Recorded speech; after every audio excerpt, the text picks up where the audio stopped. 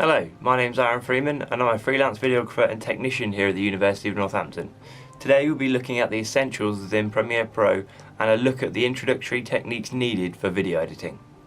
The contents of today's video include importing, creating a correct size 1080p sequence, in and outing parts of your footage, crossfading, cutting, trimming, adjusting the resolution and scale and rotation through motion, adjusting your audio levels, adding text through essential graphics, removing the green screen via the ultra key effect, and finally exporting.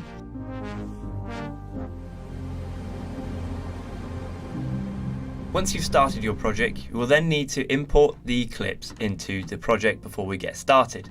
And it's very straightforward, just right click this area here and click import, and then you'll find your desired files, hopefully, and select all the ones you want and click open.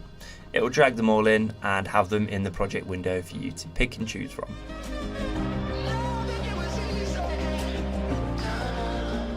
Once you've created your project and imported your footage, you then need to create a 1080p sequence to work from.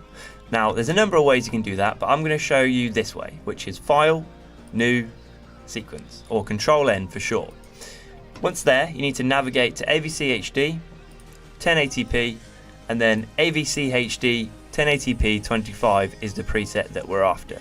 So once we do that, press OK, but not to forget we can also name it here, so we can call it main sequence there. Once doing that, press OK, and there it is, we're ready to start.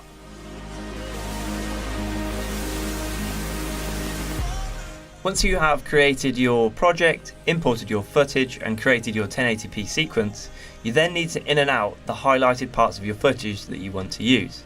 So I'm going to go ahead and double click this clip, which will open it in the preview monitor, and find the area that I want. So I'm going to go to the bottom of this focus pull at the bottom of the guitar and press I, and you see how it's created this big old area. We need to slim that down a bit. So if I just move it across to where the focus pull gets to the top of the guitar and press O, that will create this little highlighted area here. Now all I need to do is drag the video, which is this button here, and pop it in my timeline. Now my timeline's a little bit small at the moment, and to zoom in a little bit more, you just click on the timeline so it's highlighted and press the plus and minus keys.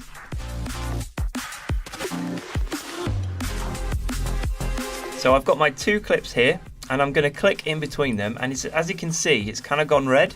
Once I do that, I press Control and D, and as you can see, it's created this cross dissolve between the two clips. And now if I play the clip, it will nicely smooth through. And another way of using the cross dissolve or Control D shortcut is if you click the beginning of a clip, and so it goes red, same thing, and press Control D, it will create a fade in or fade out depending on which way you're using it. So as you can see, it's going to fade in this guitar clip now into the focus pull and then cross dissolve into the amp shot.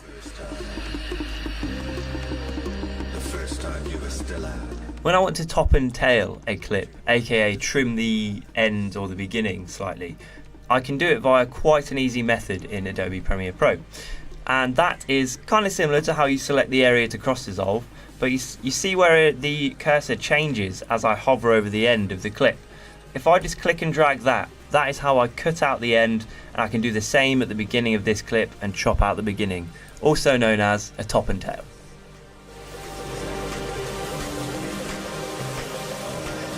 Now, say you've got a clip or piece of footage that's a bit too big or a bit too small and you want to adjust it to fit your frame. In order to do that, we just double click the clip and then go to the Effect Controls tab in the preview window. Once doing that, we are presented with our position, our scale, our rotation, anchor point, and finally anti-flicker filter. Now, the ones I kind of want to be aware of at the moment are just the rotation, the position, and the scale, as they're the ones I use the most. And just for the sake of it, let's flip this guitar picture around, and we've got something a little bit more edgy maybe, and we can play that, and it's an upside down guitar. And then say we want to maybe zoom in on the guitar a little bit more. There is a degree that we can zoom in on 1080p footage, but I wouldn't go too far or you will start to get pixelated imagery. And then finally, we'll look at the position where we can move the guitar across the shot a little bit more, or up and down via the X and Y axis of position. And that's motion.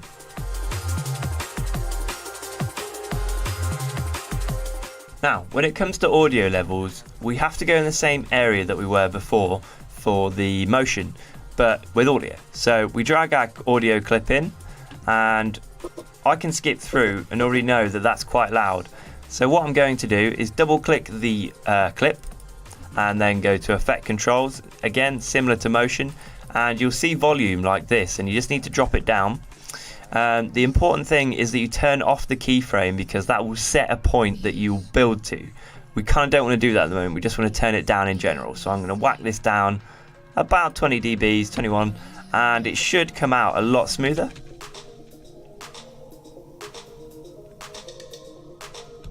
Cool. Now let's get a little bit more complicated on this and say we want it to get to the right loudness at this time. So we're going to set it a keyframe here, and as you can see, it's created this point within here. Now let's go to the beginning of the track and crank it right down. So this way it's going to go from minus 287 dBs to 21, meaning it's going to raise in volume. Now if I play this back,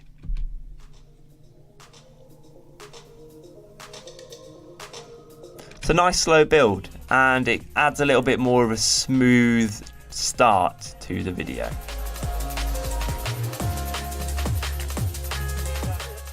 When it comes to adding text in Adobe Premiere Pro, you always want to use the Essential Graphics option. It's a major upgrade on the former legacy titles, with a lot more manipulation and animation of the certain parameters within it.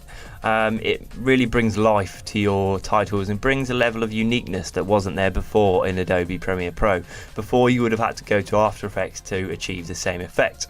Anyway, let's jump straight in. So all I want to do is click the little type tool just down here, and then if I click anywhere on my program monitor, I can then add some text. So I'm just going to go ahead and type music video here, and it doesn't quite look right, it's not centered, doesn't really stand out from the background. So all I'm going to do is open up the Essential Graphics option within the window workspace, and this will bring up this panel here. If I hit edit, there is my music video clip that I've just created. Forgive me, title. So all I'm going to do is align it using these two buttons here, which is vertical and horizontal alignment, and then following that I'm just going to add a drop shadow just to bring it out a little bit and make it sort of stand out and easily readable. So if I click that, straight away it looks a lot better, and I will be a lot happier presenting that to somebody rather than before without the drop shadow. It just doesn't quite look as good. I mean, this is a very scratch the surface kind of thing. You're welcome to jump in there and tweak it a little bit more, maybe feather the drop shadow a bit, but that's the basics.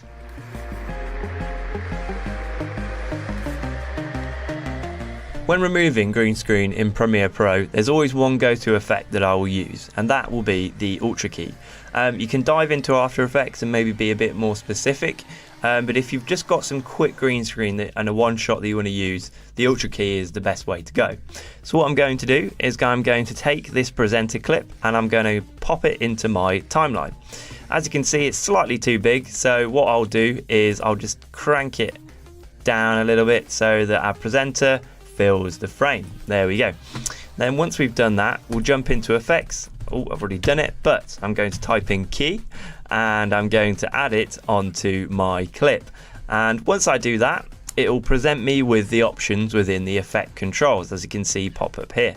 Now all I'm going to do is use the eyedropper, and by selecting it, it'll change my icon to this, and by pressing the green, it will get rid of it. And this is a very straightforward kind of way of doing it, and if you're having problems with your footage, you can jump into the matte generation or the matte cleanup and soften and choke it, and also the tolerance and the pedestal are pretty good at sort of curving your edges and making it look a little bit more natural rather than chopped off like a Tetris game or something. Anyway, once we've done that, we now need to put our layer behind our presenter. It's important because if we put our clip above, I may as well show you, it just disappears. By putting it below the clip, it becomes behind him and replaces the key. And we've got our shot right there.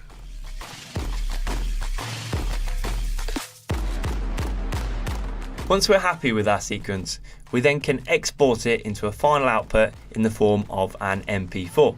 Now, to do that, we just need to select the part of the footage within our sequence that we want to export. So I'm just going to go to the beginning and press I, and then I'm going to go to the end, which is about here, and press O. Now, as you can see, it's kind of selected this area in the middle, which is the video we want to export, and that's what's going to be taken out. So once we've selected that, we go to File, Export Media, and then we want to set it to H.264, which is the MP4 codec, and then we want to change it to high quality 1080p HD. Now within this preset, we just need to double check a few things, and we'll just sort of scroll down and find render at maximum depth, and then we'll go a little bit further down, make sure the bitrate's okay, 20 is fine for what we're doing, and then use maximum render quality, and then it will change the preset to custom because we've changed a few settings. No big deal, the rest are the same. Finally, we need to select the output name and location, and to do that we go to output name, select the blue, go to documents or whatever, and then go Premiere Essentials, press OK or save, and hit export. Once that is exported, we can go to our documents, and there is our clip ready for viewing.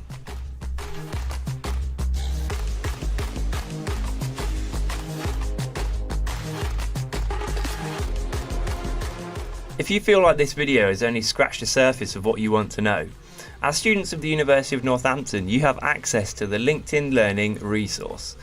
And on there you will find a huge library of tutorials and guides on Microsoft Office to the Adobe Creative Cloud, and anything else you kind of want to learn as well, such as music production software or 3D software or anything else you can kind of think of. On there you can also find a comprehensive Adobe Premiere Pro Essentials guide, which will literally explain everything you see on the screen, every box, every tab, every effect. And if you want to get a bit more out of your video editing, that will be the guide for you.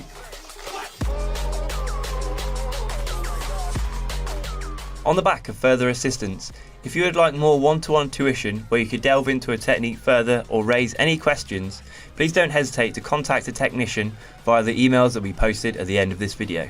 I hope you found it insightful, and thank you for watching.